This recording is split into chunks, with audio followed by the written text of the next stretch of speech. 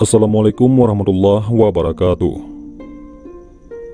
Abu Bakar As-Siddiq, Umar bin Khattab, Utsman bin Affan, serta Ali bin Abi Thalib merupakan 4 sahabat utama Rasulullah SAW yang kemudian menjadi khalifah sepeninggalan Nabi. Keempatnya mempunyai keistimewaan masing-masing. Namun di antara mereka, hanya Utsman bin Affan yang mampu membuat malaikat merasa malu. Selain itu, pada masanya, beliau dijuluki Abu Abdillah. Beliau juga digelari Dzunurain, yakni pemilik 2 cahaya, karena menikah dengan 2 putri Rasulullah SAW, yaitu Ruqayyah dan Ummu Kalsum. Kemuliaan lain yang dimiliki Utsman bin Affan adalah kedermawaannya dalam bersedekah. Utsman juga merupakan sosok sahabat yang pertama merangkum mushaf-mushaf yang tersebar menjadi sebuah kitab yang sekarang kita baca, yaitu Al-Quran. Namun sebelum lanjut, jangan lupa untuk sukai video ini, komen, dan berlangganan, serta bagikan video ini agar bermanfaat bagi semua. Terima kasih. Ada satu kisah yang menggambarkan sifat mulia itu, sebagaimana diriwayatkan Aisyah radhiyallahu anha. Suatu kali ayahandanya, yaitu Abu Bakar As-Siddiq, meminta izin untuk bertemu dengan Rasulullah SAW. Saat itu, Nabi SAW sedang berbaring. Demi menyambut Abu Bakar, beliau SAW pun menjawab salamnya. Posisi beliau tetap di atas tempat tidur, tetapi bagian gamisnya sedikit terangkat, sehingga menampakkan sebagian betisnya. Usai berbincang-bincang, Abu Bakar pun pamit. Tak lama kemudian, Umar bin Khattab minta izin untuk menemui Rasulullah SAW. Setelah menyampaikan maksud kedatangannya, Umar pun ikut pamit pergi dari rumah Rasulullah SAW.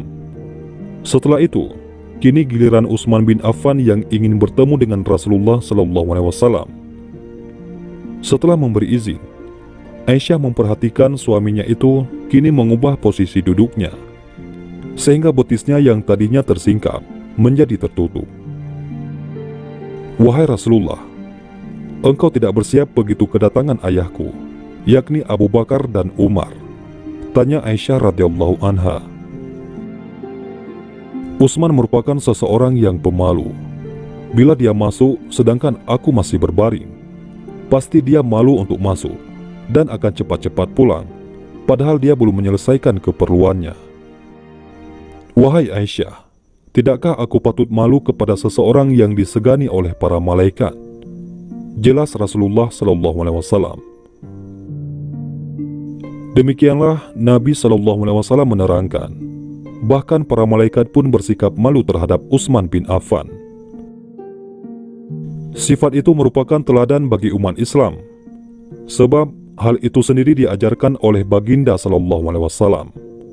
Dalam sebuah hadis, Rasul SAW bersabda, "Malu tidak menimbulkan sesuatu kecuali kebaikan."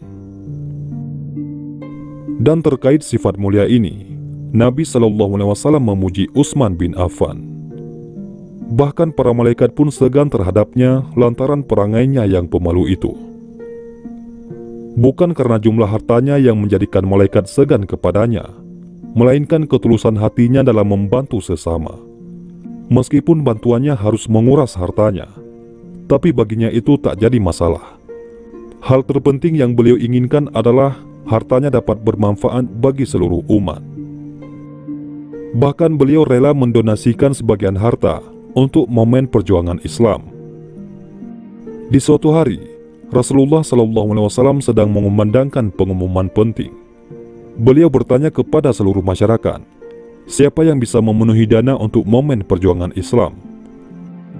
Tak lama, Utsman bin Affan pun melangkahkan kaki menuju Rasulullah. Dengan mudahnya, beliau mendonasikan sebagian hartanya untuk momen tersebut. Tidak hanya berjumlah jutaan, tapi triliunan.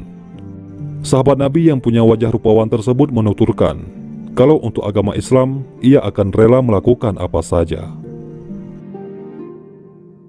Selain itu, diriwayatkan dari Imam Ahmad bin Hambal bahwa ketika Al-Hasan ditanya tentang orang yang beristirahat pada waktu tengah hari di masjid, Maka ia menjawab, "Aku melihat Utsman bin Affan beristirahat di masjid, padahal beliau sebagai khalifah.